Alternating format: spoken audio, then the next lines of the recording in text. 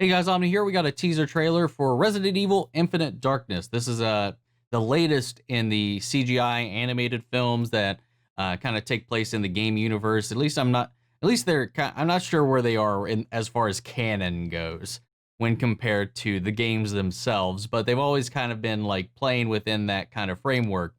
Um, so this is going to be coming to Netflix. I guess Netflix just has this deal with Resident Evil at this point because they've got this upcoming live action series in the works. They've had a lot of the films in and out of there. And this was going straight to Netflix. So I'm curious to see how this is going to pan out. I already saw from like this a screenshot that Leon is in this. Not sure where it's taking place. I still haven't seen Vendetta yet. That's the only one that I haven't watched yet. So I'm not sure where this picks up, if it does at all, how that comes into play. I know Vendetta at least kind of has the time frame between 6 and 7, with Leon and Chris in there.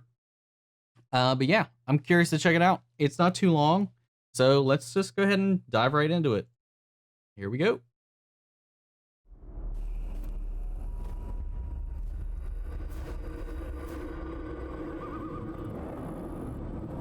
Is that Claire? Looks like Claire. Yep.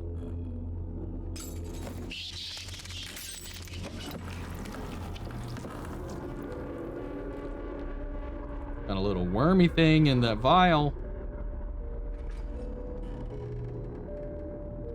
Or at least it looked like it. What the fuck?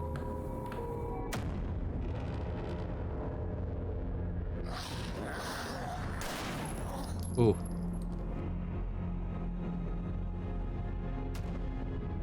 Leon.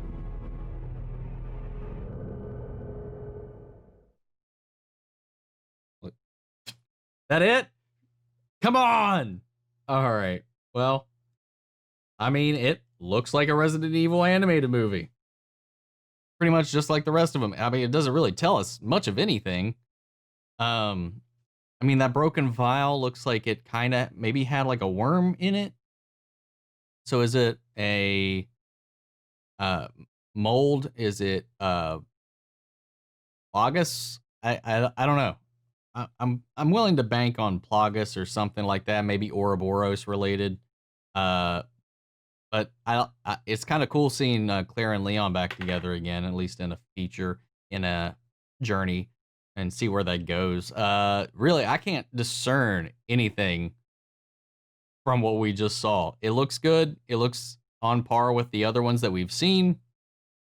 Of course, they're not the best depictions of storytelling or anything like that from what we've had as far as these Resident Evil CGI animated movies. They're still fun to watch. There's still a lot of cool moments on them. They're very anime, a little more action oriented than the games themselves. Which, well, I mean, following the way that the mainline games have evolved over time, it kind of falls in line with how things have gone from 4 onward.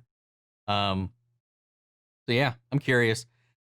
Now, again, I don't know how much these movies have, or if they ever were part of the canon, how they fit in whatsoever to the main storyline of the games. Um, so if you guys have any knowledge on that, I'd love to know, because some of them I've just never really bothered trying to fit in where they place. I know there's huge gaps in time between the games and stuff, so it could really be all over the place. So there's plenty of places these things could fit in, but I don't know. I can't wait to see what happens with it, and we'll see where it goes.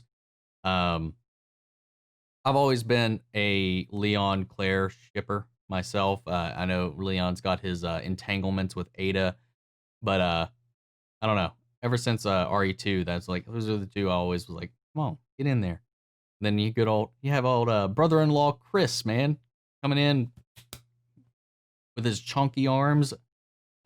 He's obviously deflated over the years, though. I don't know what's going on with Chris, man. We have no idea. He went. I don't even think they know what the hell's going on with Chris, and they changed his design yet again for RE8.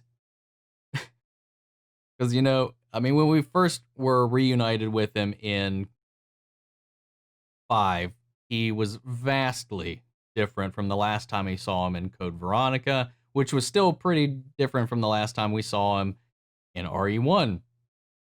And then yet again for RE7, they kind of reverted him back to this kind of like more modern version of the RE1 Chris, which completely derails how he looked in the last couple of games from 5 and 6.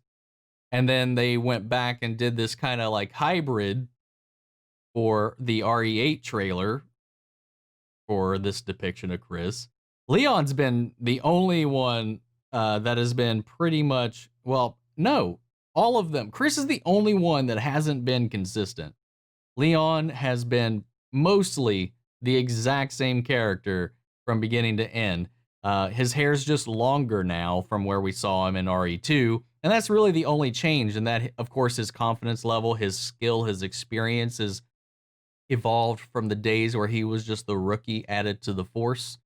That's character development, and he's really just, once he hit that peak in 4, they just kind of had his character stay about the same, just in the way that we love it. Claire Redfield, same thing. We've had one depiction of her, and she's pretty much she's stuck to that since then. Jill, we have no idea what's going on with her, I don't think, right now. Do we even still know if she still has her superpowers? I don't know, man. We'll see. I'm curious. I love Resident Evil. It got really, really anime-ish the further it went along. The more action they got forced into it, the more tangled webs of intrigue they got added into it. It became Resident Evil 6. That's kind of where it kind of evolved into, well away from RE1, 2, and 3. Even 4, I thought, was still pretty grounded in what at least was the core of Resident Evil, even though it started to kind of push things into that more eccentric direction.